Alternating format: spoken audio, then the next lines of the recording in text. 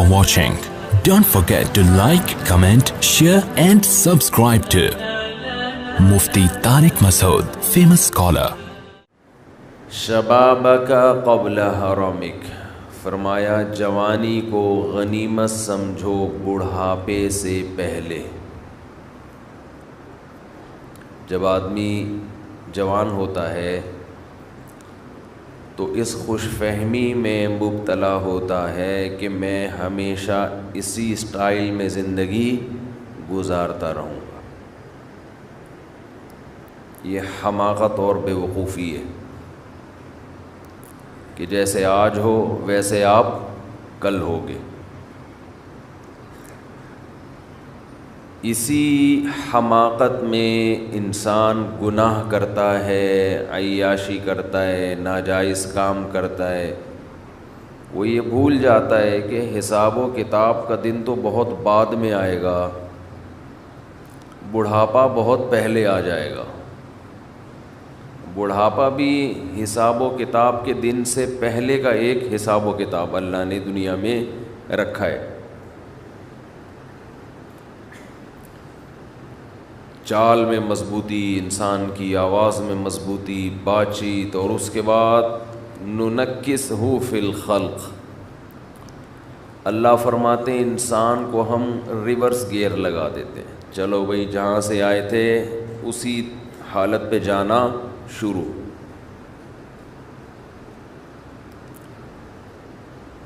قرآن میں اسی کو دوسری جگہ یوں فرمایا، اولم نعمرکم ما تذکر فیہ من تذکر ما یتذکر فیہ من تذکر وجاءکم النذیر۔ قیامت کے دن اللہ تعالیٰ کہیں گے کہ کیا میں نے تمہیں اتنی عمر نہیں دی تھی کہ اگر کوئی نصیحت حاصل کرنا چاہتا تو حاصل کر لیتا، اتنا ٹائم ملا تھا اس کو۔ وَجَاءَكُمُ النَّذِيرُ، اور تمہارے پاس ڈرانے والا بھی آیا۔ یعنی ایک تو اللہ نے عمر اتنی دی ہے کہ اس میں بھی انسان عقل سے کام لے تو اسے عبرت حاصل ہو جائے۔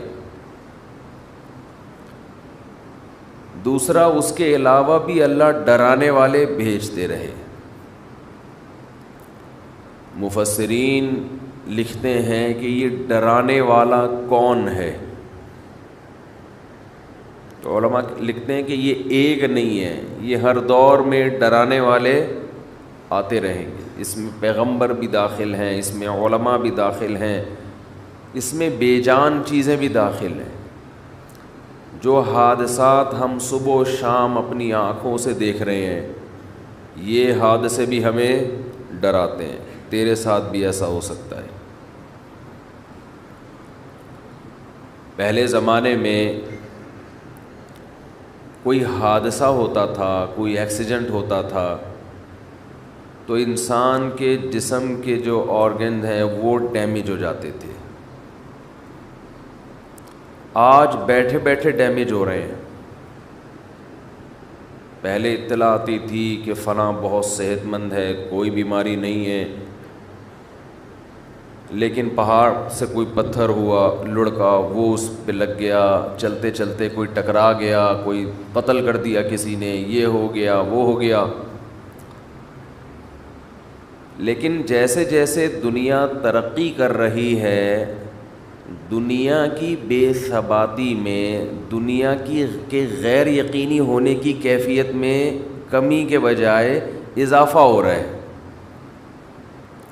ترقی کا تقاضا یہ تھا کہ موت کا امکان بڑھنے کے بجائے کم ہو جاتا، لیکن جتنی ترقی ہو رہی ہے چند بیماریاں تو ختم ہو گئیں، لیکن اس کی جگہ دوسری ایسی بیماریوں نے جنم لیا کہ وہ موت کا امکان کم ہونے کے بجائے بڑھ گیا ہے۔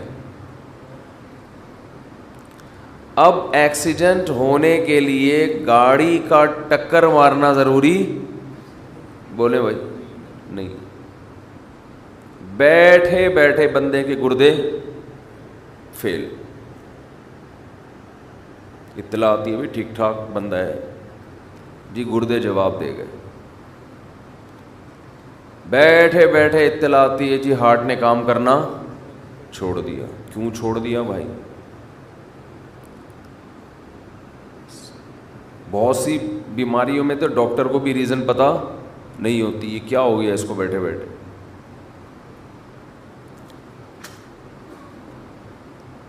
تو گردے خراب، جگر خراب، ہارٹ اٹیک، ایسی ایسی بیماریاں. ہمارے ایک جوان دوست فٹ فاٹ، صبح اٹھے ہیں تو آدھے پیرالائز، آدھے دھڑ نے کام کرنا چھوڑ دیا.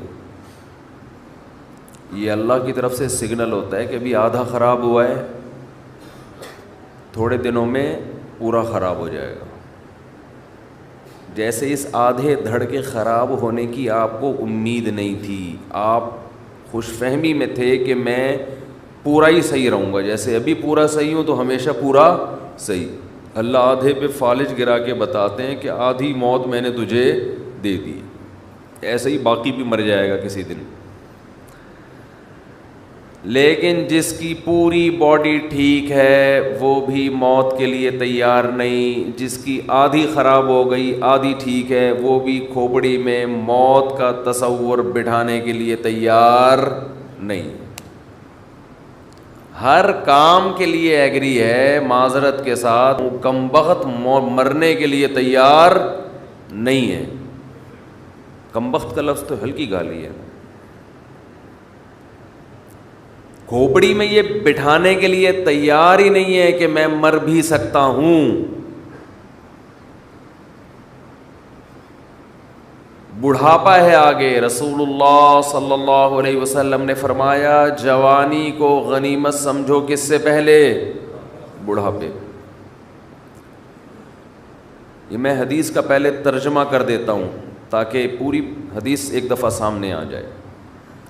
صحتک قبل سقمک، بیماری سے پہلے غنیمت سمجھو صحت کو. آپ آج صحت مند ہیں، کل صحت مند بولیں نہیں ہوں گے. یہ جو فٹ فاٹ گھوم رہے ہیں ہمیشہ تھوڑی فٹ فاٹ رہیں گے. آپ کس خوش فہمی میں مبتلا ہو گئے بھائی؟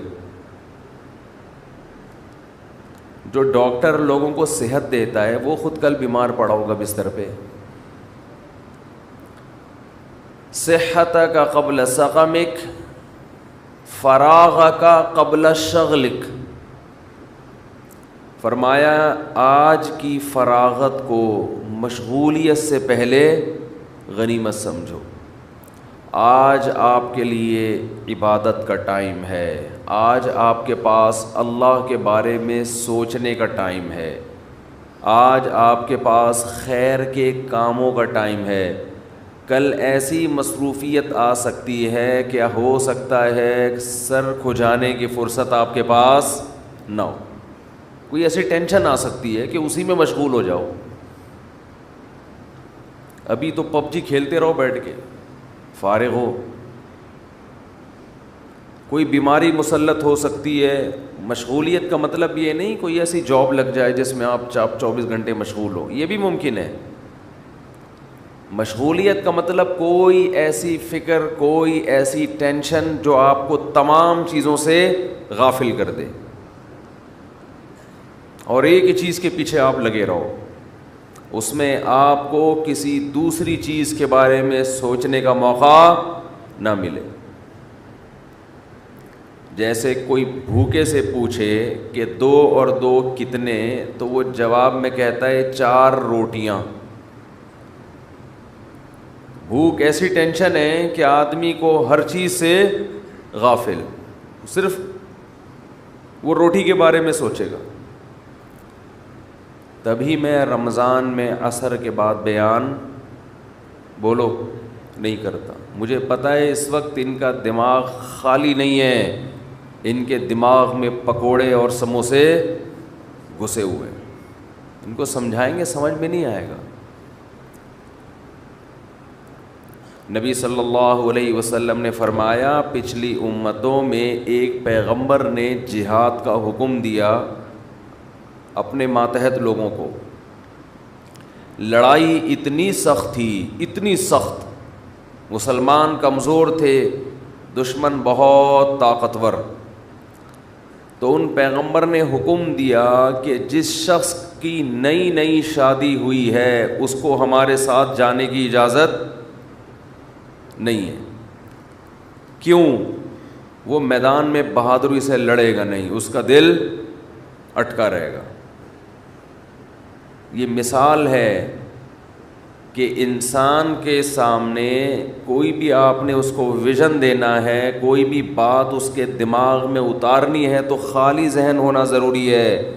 کھوپڑی میں کچھ بھی اگر اس کے گھسا ہوا ہوگا تو وہ آپ کی بات غور سے بولو بھائی نہیں سنے گا. یہ کھوپڑی جو ہے نا، یہ ایک ہی ٹائم پہ دو جگہ مشغول نہیں ہوتی. بھوک لگ رہی ہے اور آپ اس کو کچھ بٹھا کے سمجھا رہے ہیں، سمجھ میں نہیں آئے گا. لوگ مجھے کہتے ہیں رمضان میں، ابھی تو گزر گیا رمضان میں جا کے آپ بیان کریں. میں کہتا ہوں بھائی رات کو بیان کروں گا، دن میں بیان نہیں کروں گا. لوگوں کی حالت دیکھی نہیں جا رہی ہوتی دن کے اندر، جو عجیب اسٹائل میں بیٹھے ہوئے ہوتے ہیں، منہ سے نہیں بول رہے ہوتے ہیں، بزبان حال کہہ رہے ہوتے ہیں پکوڑے لے کر آئے ہو جیب میں کہ نہیں لے کر آئے ہو بس.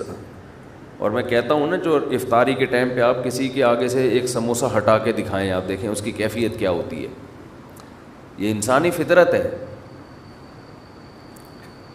تو آپ صلی اللہ علیہ وسلم نے فرمایا فراغ کا قبل شغلک، ابھی اللہ نے فراغت دی ہے، دماغ آپ کا بہت ساری چیزیں سیکھ سکتا ہے، بہت سارے کام مثبت کر سکتا ہے. اس خوش فہمی میں مت رہنا کہ دماغ ہمیشہ ایسا ہی فارغ رہے گا.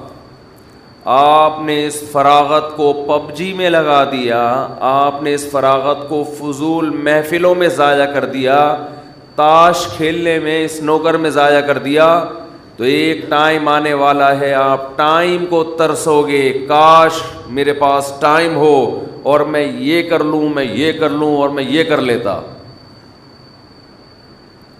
اکثر میں نے وہ لوگ جنہوں نے سچی توبہ کی ہے گناہوں سے، یا وہ غیر مسلم جنہوں نے اسلام قبول کیا ہے، اکثر ان کو میں نے جتنا اس بات پہ تڑپتا دیکھا ہے کہ کاش جو وقت گزر گیا وہ واپس آ جائے، اتنا کسی اور بات پہ ان کو میں نے تڑپتا ہوا نہیں دیکھا کہ ہم دیر سے آ رہے ہیں دین کی طرف. یہ جو ہمارا نقصان ہو گیا، اس میں ہم بہت کچھ کر سکتے تھے، کاش یہ عقل ہمیں کچھ دن پہلے آ جاتی، کاش یہ عقل ہمیں کچھ دن پہلے آ جاتی، بہت کچھ کر لیتے. ایک غیر مسلم 40 سال میں اسلام قبول کرتا ہے، اس کے دل میں ہوگا نا میں 20 سال میں کر لیتا تو میں دین کے علم میں عبور حاصل کر لیتا. میں نے ایسے لوگ بھی سنے دیکھے کہ اسلام قبول کیا اور قرآن حفظ کرنے میں لگ گئے. اب یہ گورا مسلمان ہوا ہے جس کا میں نے انٹرویو بھی ڈالا ہے یوٹیوب پہ، حفظ قرآن میں لگا ہوا ہے، قرآن حفظ ہو جائے. اس کی تو تڑپتا ہوگا نا کاش میں پہلے مسلمان ہو جاتا. اور وہ ہے بھی امریکن فوجی، افغانستان میں لڑنے کے لیے گیا تھا، وہاں ریٹائر ہوا، اسلام قبول کیا. اور ادھر میرا خیال ہے یہاں بھی، ادھر بھی ایک دن ہم نے گھومتا ہوا دیکھا تو کوئی لے کر آیا اس کو یہاں، اتنی بڑی داڑھی ماشاءاللہ، شلوار قمیص پہنے ہوئے. میں سمجھا کوئی ہمارے کے پی کے پٹھان بھائی ہیں، نیا ہوٹل کھولے انہوں نے یہاں پہ، تو ہم نے کہا ٹرائی کریں گے، چائے وائے جا کے پئیں گے. پتہ چلا بھائی یہ تو اردو آتی نہیں، تو امریکن ہے، قد بھی ماشاءاللہ. اور عجیب بات دیکھو، میں آپ کو بتاؤں، میں پینٹ شرٹ کے خلاف نہیں ہوں، میں نہیں کہتا کہ گناہ ناجائز ہے، نہ، لیکن انسان جب سچے دل سے توبہ کرتا ہے تو وہ غیروں کی ہر چیز چھوڑنے کی کوشش کرتا ہے. یہ میں نے بہت انگریز دیکھے ہیں, مسلمان ہوئے تو پینٹ شرٹ چھوڑ دی انہوں نے, حالانکہ ان کو کسی نے نہیں کہا کہ یہ کیا ہے, جائز ہے نہ جائز. انہوں نے کہا اس بحث میں چھوڑو یار, جائز نہ جائز, سب کچھ چینج کرو. میں نے خود دیکھے ہیں ایسے گورے, ادھر کنورٹ ہوئے, جبہ پہن لیا عربوں والا, شلوار قمیض پہن لی پاکستانیوں جیسی. تو اس کی یوٹیوب پہ ویڈیو پڑی ہوگی, آپ دیکھ سکتے ہیں, اس کے میں نے گورے کا انٹرویو لیا تھا, شلوار قمیض. میں پھر کہہ رہا ہوں کہ پینٹ شرٹ حرام ناجائز نہیں ہے, لیکن یہ انسان جب سچی توبہ کرتا ہے نا, جب وہ آتا ہے تو کہتا ہے بس اس کی ہر چیز چھوڑو, ہر چیز چھوڑ دو. ایک انگریز مسلمان ہوا ماشاءاللہ, یہ 25 سال پرانی بات بتا رہا ہوں, ہمارے مدرسے میں تھا, وہ عربی لباس اس کا, اور بڑی لمبی لمبی نمازیں پڑھتا تھا. ہم اس کی نماز دیکھ کر شرمندہ ہوتے ہیں کہ یار اتنی تمیز سے نماز پڑھتا ہے. اس پر اکثر مجھے ایک واقعہ یاد آتا ہے, ایک انگریز مسلمان ہوا تو بڑی تمیز سے نماز پڑھتا تھا. اس نے کسی پاکستانی سے پوچھا یار تمہاری 2 منٹ میں نماز ختم ہو جاتی ہے. پاکستانی چپ تو رہ نہیں سکتا. پاکستانی نے کہا اصل میں ہمارے اللہ سے پرانے تعلقات ہیں, تمہارا بھی نیا نیا کنیکشن بحال ہوا ہے, تمہیں کنیکٹ ہونے میں ٹائم لگتا ہے, ہماری پرانی سروس, ادھر اللہ اکبر کا کنیکشن بحال ہو گیا, ادھر سلام پھیر کے نکل لیے. تم ابھی نئے نئے آئے ہو, بے وقوف, یعنی مطلب ہے کہ بے وقوف آدمی اتنی لمبی لمبی نمازیں پڑھ رہے ہو, اتنا ٹائم لگتا ہے تمہیں اللہ سے نمبر ڈائل کرنے میں, ہماری لائن فوراً مل جاتی ہے. تو وہ اتنی لمبی نماز. تو میں نے ایک دن اس کو بٹھا لیا, تھوڑا اس سے ماضی پوچھا, کیسے مسلمان ہوئے. یہ اس سوال کا جواب تو اس نے دے دیا کہ جی کیسے مسلمان ہوئے, اسٹڈی کی میں نے, اسلام کو پڑھا سمجھا, پھر امریکہ میں یا UK کا تھا میرا خیال ہے, کسی عالم کوئی مفتی تھے ان کے ہاتھ پہ جا کے انہوں نے بھی تھوڑا گائیڈ کیا, اس کو مسلمان ہو گیا. تو میں نے پھر اس سے پوچھا کہ پہلے آپ کیا کرتے تھے, یعنی اسلام سے پہلے آپ کیا لائف اسٹائل تھا آپ. ہمارے اکثر لوگ فخر سے بتانا شروع کر دیتے ہیں, ابے اسلام سے پہلے تو میں بڑا ماڈرن تھا, میں یہ کرتا تھا, میں یوں کرتا تھا, میں ایسے, اتنی لڑکیوں سے میری دوستی تھی. فوراً شروع ہو جاتے ہیں نا لوگ, میری تو اتنی گرل فرینڈز تھیں اور اتنی لڑکیاں تھیں اور ایسے نائٹ کلب, اور اتنی بوتلیں میں ایک ٹائم پہ اتنے پیک پی جاتا تھا. شرابی جو ہے نا, شرابی, ان کی ٹائمنگ پیک کے حساب سے ہوتی ہے. کراچی سے حیدرآباد 3 پیک لگیں گے پہنچنے میں, ہم تو کہہ رہے ہیں 2 گھنٹے لگیں گے. ہیروئن چو کے سٹے ہوتے ہیں, ان سے پوچھو نا ہیروئن چی سے کہ کراچی سے حیدرآباد کتنی دیر کا ٹائم ہے, کہہ رہے 3 چھٹے لگتے ہیں پہنچنے میں. تو ہر آدمی اپنے حساب سے ٹائم کو ناپتا ہے. تو یہ جو تھا, اس عام طور پہ لوگوں سے پوچھا جائے تو بتاتے ہیں میں ایسے تھا, میں یوں تھا. پھر اپنی تصویریں بھی رکھی ہوئی ہوتی ہیں بعض لوگوں نے کہ دیکھو میں ایسے ڈانس کرتا تھا, یہ گرل فرینڈ تھی, یہ تھا, وہ تھا, وغیرہ وغیرہ. لیکن جب انسان سچی توبہ کرتا ہے تو اس کی یہ کنڈیشن نہیں ہوتی. گورے ہیں, گوروں میں کچھ چیزیں بڑی خاندانی ہیں,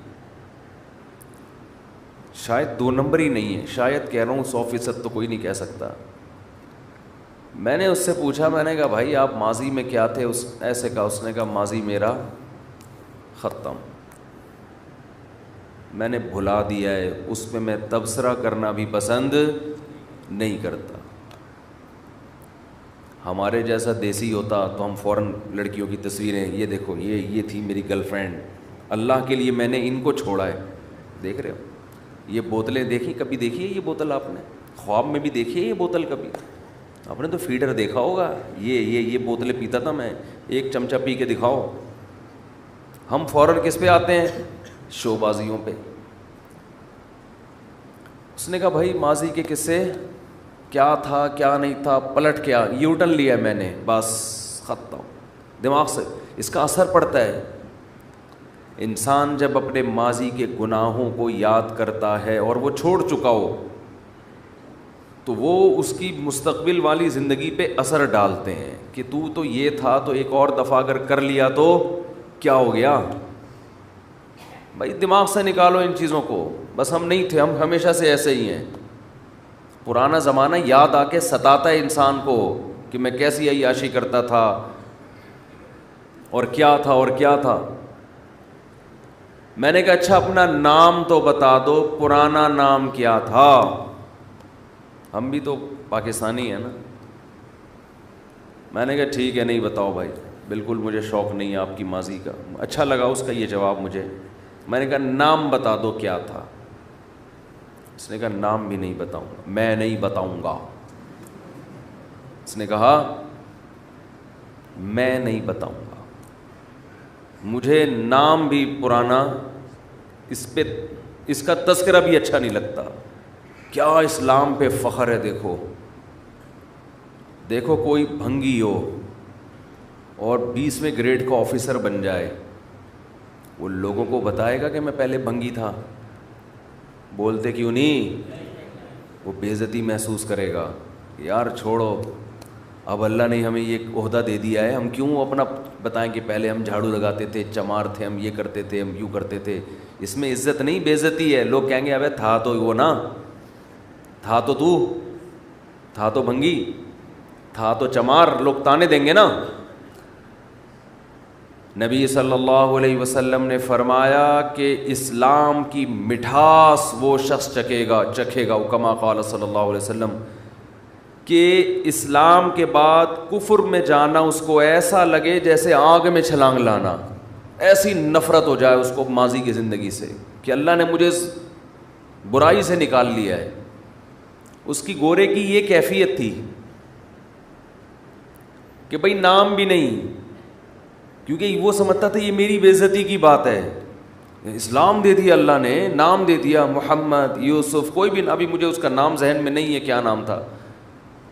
تو میں کیوں اپنے آپ کو مائیکل اور ایڈیسن اور ایرک اور وہ جو مختلف نام ہوتے ہیں، جانسن اور یہ سب کیوں بتاؤں بھائی؟ چھوڑو جو بھی تھا. یہ توبہ کی تکمیل کی علامت ہے. کیسی توبہ کی ہے؟ خاندانی. کہ اسلام پہ اتنا فخر ہے، کفر سے اتنی نفرت ہے کہ کفر کی کوئی یادگار، کوئی تختی اپنے ساتھ لگانے کے لیے تیار نہیں ہے. سمجھ میں نہیں آ رہی میرا خیال ہے بات.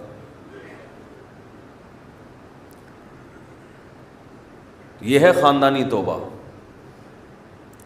تو ہم تو پھر بھی ہمارے ہاں لوگ جاب کے لیے اپنے نام تبدیل کر رہے ہیں. مجھے پاس تو آتے رہتے کال سینٹر میں، کال آتی ہے تو ہم بتاتے ہیں میں جانسن بات کر رہا ہوں. ابے میں نے کہا تیرا نام تو ستار ہے، اتنا اچھا نام ہے، میں بیانات میں اکثر ذکر کرتے رہتا ہوں، وسیم بھائی، ستار بھائی، اور تو اپنے آپ کو کیا کہہ رہے ہے فون پہ؟ جانسن. کہہ رہے نہیں، ایکچولی وہ لوکیشن چینج کرنی پڑتی ہے کہ وہ سمجھیں گے پاکستان سے بات کر رہے ہیں، تو پھر وہ ہم یہ شو کرتے ہیں جیسے میں امریکہ سے بات کروں. میں جانسن بات کر رہا ہوں. مجھے تو بڑی غیرت آتی ہے یار، تمہیں اللہ نے اسلام دیا اور تم کیا بنے ہوئے ہو؟ جانسن بنے ہوئے. ایسا نہ ہو قبر میں فرشتہ آئے حساب و کتاب کے لیے، کیا نام ہے آپ کا؟ آپ کہیں میں ستار. آپ کہیں تو جانسن ہے. ستار نہیں ہے. تو کیا ہے؟ تو جانسن بات، تو مائیکل بات کر رہا ہے، تو جارج کیا نام ہے وہ، برنارڈ بات کر رہا ہے. جو بھی نام ہوتے ہیں ان کے نام تو انسان کی پہچان. سب سے پہلے نام سے مذہب کا پتہ چلتا ہے. نام سے پتہ چلتا ہے اس کا مذہب کیا ہے. میں ازبکستان گیا تو وہاں ان کی زبان میں ہماری سمجھ میں ایک لفظ نہیں آتا تھا. پتہ نہیں کیا بول رہے ہوتے تھے، بالکل ہی الگ زبان ہے. ایک لفظ سمجھ میں نہیں آتا.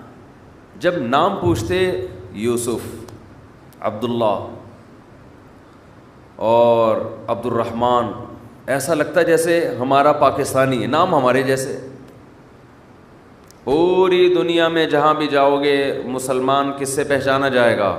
نام سے. نام شاعر میں سے آتا ہے. یہ آپ غیر مسلموں والا نہیں رکھ سکتے. سمجھتے نہیں ہو بات کو, میرا خیال ہے. تو فخر کرو بھائی اسلام پہ, اللہ نے اسلام دی. اچھا اس گورے کی ایک خاص بات یہ, وہ عربی سیکھ رہا ہے اور مجھے کہہ رہا تھا جس دن میں نے عربی سیکھ لی میں انگلش میں بات کرنا چھوڑ دوں گا. نہیں آ رہی بات, آپ کہیں گے کچھ زیادہ ہو گیا, اتنا تقوی ہم افورڈ نہیں کر سکتے. میں جائز ناجائز کی بات نہیں کر رہا, آپ انگلش بولیں. اس نے کہا وجہ اس کی یہ ہے کہ یہ میں اس کی جو اپنے ساتھ میری براہ راست بات ہوئی نا وہ بتا رہا ہوں آپ کو. اس نے کہا جو روحانیت عربک میں ہے وہ انگلش میں نہیں ہے. اس نے کہا انگلش میں شو بازی زیادہ ہے, یہ اس کے الفاظ ہیں, شو بازی زیادہ ہے اس زبان میں, اسٹائل زیادہ ہیں. یہ گورے کے الفاظ ہیں, اور گورا بھی کوئی بچہ نہیں تھا, میرا خیال ہے 45-50 سال کا تو پورا آدمی ہوگا پراپر. تو ہوتا نا بچے جذباتی ہوتے ہیں, تو وہ آ گئے تو